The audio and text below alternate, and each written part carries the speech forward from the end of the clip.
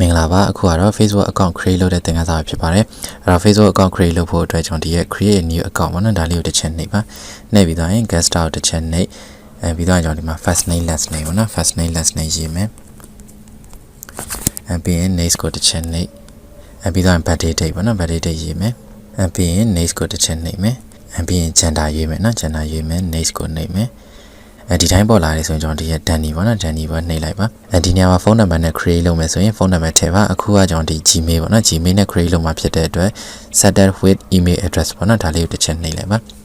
Okay နှိပ်ပြီးသွားပြီဆိုရင်ကျွန်တော်ဒီမှာ Gmail လိပ်စာရှိရမယ်နော်ရေးပြီးသွားပြီဆိုရင်ကျွန်တော် next ကိုတစ်ချက်နှိပ်မယ်ဒီမှာကျွန်တော် password ပေါ့နော် password ရေးမယ်ပြီးသွားရင် next ကိုတစ်ချက်နှိပ်မယ်အဲ့တော့ save မှာလား not now လားဆိုတော့ save ကိုတစ်ချက်နှိပ်မယ်ပြီးရင် I agree ပေါ့နော်ဒီမှာကကျွန်တော်ဒီ Facebook application မှာတခြား account တွေ create လုပ်ထားဖြစ်တဲ့အတွက်ဒီပုံတိုင်းလေးပေါ်နေရအဲ့တော့ကျွန်တော်ဒီမှာ no create new account ပေါ့နော်ဒါလေးကိုတစ်ချက်နှိပ်လိုက်ပါ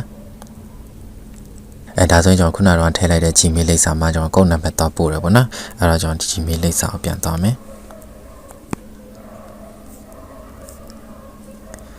ဒီမှာပေါ့နော်ဒါလေးကိုတစ်ချက်နှိပ်မယ်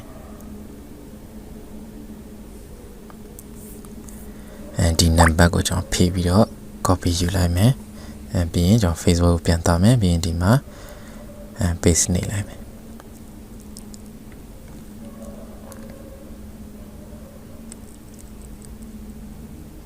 ဒီနေရာမှာ profile picture ချိန်မယ်ဆိုရင်ကျွန်တော်ဒီရဲ့ edit picture နဲ့ကျွန်တော်ကြော်မယ်ဆိုရင်တော့ကျွန်တော်ဒီရဲ့ scale ပေါ့နော် scale ကိုတစ်ချက်နှိပ်ပါ